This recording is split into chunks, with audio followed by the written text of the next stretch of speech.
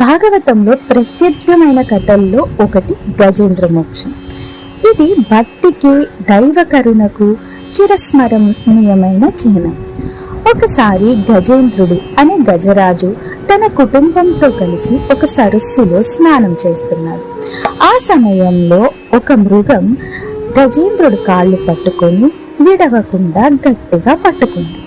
గజేంద్రుడు తన బలంతో, శక్తితో ఆ మృగంతో యుద్ధం చేశాడు.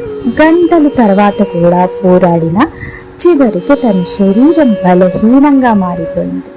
కుటుంబం కూడా ఏమీ చేయలేకపోయింది. అప్పుడు గజేంద్రుడు గ్రహించాడు, మనిషినైనా జంతువునైనా దైవ కృప లేకుండా ఎవ్వరూ రక్షించలేరు అని. వెంటనే హృదయం నిండా దైవాన్ని ఆశ్రయించాడు. భక్తితో చేతులెత్తి విష్ణుమూర్తిని ప్రార్థించాడు. ఆ ప్రార్థన విని విష్ణువు గరుడ వాహనం పైన ప్రత్యక్షమై సుదర్శన చక్రంతో ఆ మృగాన్ని సంహరించి గజేంద్రుడికి మోక్షం ప్రసాదించాడు.